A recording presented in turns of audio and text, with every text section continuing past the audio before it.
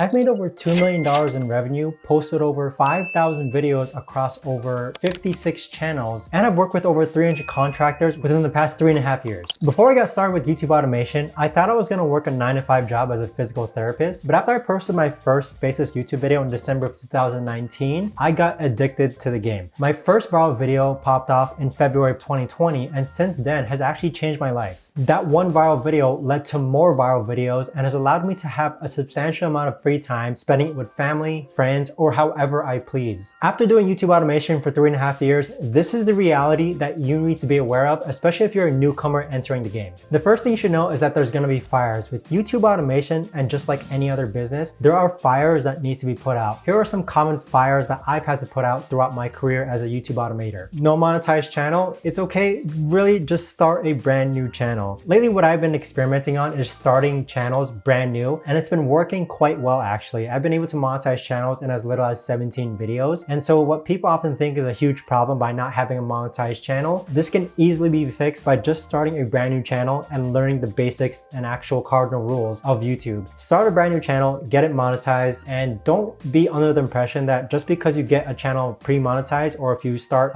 with a monetized channel, that you're gonna go from rags to riches. If you can't get a video to work with a non-monetized channel, what makes you think you're gonna get a video to work with a pre-monetized channel? Just start brand new. Another common problem that people seem to have, and I've had, was just a sudden drop in views on my YouTube channel. So people often think this is like a huge raise for concern, but honestly, it's just the normal fluctuations of YouTube. With viral videos, or basically the browse-based model of YouTube automation, you're gonna get viral videos which spike up, but then eventually it's gonna come down, okay? Viral videos eventually sometimes do die off, but one thing's for certain is that if you can get a viral video to work once, you can get it to work again. And eventually what you're trying to do is to get as many of your videos to just stay in the algorithm. Now, another common problem are copyright claims. So with copyright claims, you simply just need to have your video editor edit the copyright claim out and then re-upload the video. It's no problem. And then the last fire, it usually involves contractors going missing or kind of like late or delayed work. So to work around this, you just need to have a big enough team to actually cover people who are quote unquote like slacking off. So have multiple script writers, have multiple voiceover artists, and have multiple video editors so that you're not so reliant on a single person. The second thing you should know is that the term YouTube automation is weird, okay? The weird term is that part automation. Yes, I get that you can hire contractors and automate the process, but what I've found to be the most successful across my channels and other people's channels as well is that the people, such as myself or the channel owners, they should be spending time on the channel itself as well. It's not like completely hands-off, and really it shouldn't be that way either. You as a channel owner, me as a channel owner, we should know our channels best, and so therefore it's going to be a lot difficult to actually hire someone and train them to understand something that they're not usually familiar with. Initially, you do have to put up a lot of upfront work in assembling your team, but my role with my YouTube automation and business is usually like the idea generator and just me babysitting the channels and making sure that they're growing. And that's because I understand how all the different parts and components of the YouTube automation business model works. If you're hiring someone to manage your channel for you, it gets a little weird in that sense, because I don't think they're going to be giving their undivided attention towards your channel. And that is technically likely the reality of it. If you're hiring someone to manage a channel for you, their time and attention 100% isn't all going into that channel. Maybe some of their attention is, but that's what makes it difficult. In order to expand, I start hiring channel managers who are actually familiar with the niches of the channels that they're managing. If you're just hiring a general channel manager who knows nothing about basketball and you have a basketball channel, that's not exactly like the best fit for a channel manager. Now, moving on to the third thing that you should know, it's that your team is your biggest asset. I think one of the best things that can happen to you during your first few months of starting YouTube automation is getting your first viral video. Now, this is a huge milestone just because once you get your first viral video, you essentially have like a proven topic, you have a proven scriptwriter, proven voiceover artist, video editor, thumbnail. All of that is proven, and you basically have team members who actually write proven viral work. You can get a viral video once, you can get it again. You have a team, you have an asset that I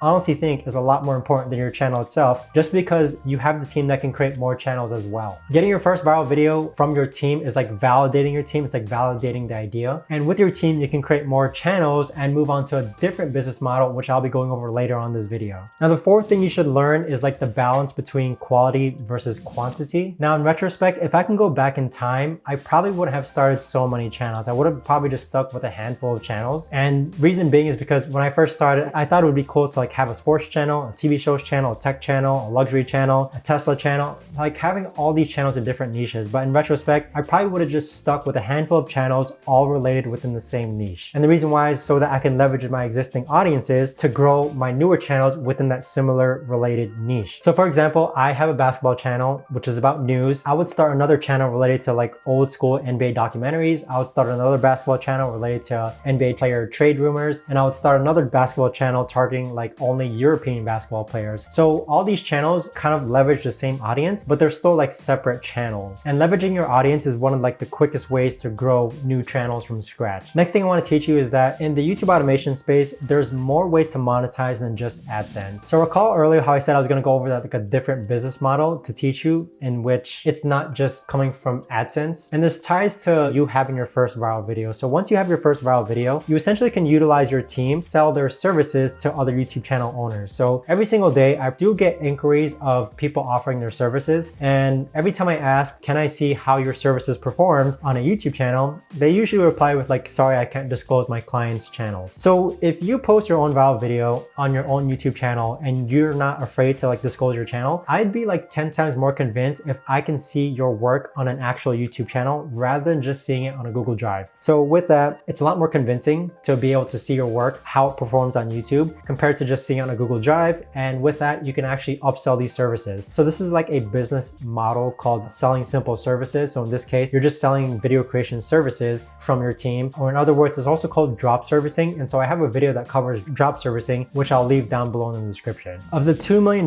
in revenue that I've made throughout my career of YouTube automation, I'd say like about 1.2 million of that actually came from creating videos for other channels. So if you think about the magnitude of that, what I essentially did was like, I knew I had a team who can create viral videos. And so with that team, I offered it to other channels, and other channels were willing to buy those services at a more premium price. So for anyone who's watching this video and they want to sell video creation services, post those videos, get your first viral video on another channel, actually showcase that YouTube channel, have proof that you're the one that actually created that video, and that'll be a lot easier to sell compared to everyone else who's only showing sample videos on a Google Drive. So moving on to the next step that you should learn, it's the hierarchy of importance when it comes to the components of a YouTube automation video. So of all the components, you have the idea, title and thumbnail, which I consider one, the script, voiceover, video edit, and the thumbnail. So starting with the most important, here's how I would rank each. I think the most important thing is the idea behind the video. If the topic that you're about to create a video on has already been posted onto YouTube like 20 plus times, I would think about trying to create a more unique topic. Thumbnail and title are second. You can have like a mediocre video, but if you have a really good thumbnail and title, people are more likely going to click your video as well, and your video can still go viral. Now, script writing is third on the list. I do believe that the content in your script should be really good. And one major change that I've started making like during my 3.5 years doing YouTube automation was hiring individuals who actually know your niche, which means hiring your script writers who actually know your niche. What I used to do is that I used to just hire general script writers, but what these individuals would do is just research the topic and then actually write the script. And it makes all the difference hiring someone who actually knows your script. They can start giving their own opinions, their own experiences, and that's something that even AI can't write about. So I would recommend staying away from just general script writers and trying to find people who actually know your niche. Voiceover is fourth on the list. With this one, audio is hugely important. And so with voiceovers, I don't have like the biggest guidelines list. I'm just looking for clear sounding audio. For video editing, I truly believe that video editing for faceless YouTube automation channels, you just need visuals to match what's being said in the voiceover. You can move on to more complex edits later, especially if you have the capital for it, but you just need visuals to match appropriately what's being said in the voiceover, and this can be done for like $30 or less. But with that, don't spend so much on a video edit just because it's the visuals, and what matters most is everything that I listed above. Now, by knowing these tips, making $2 million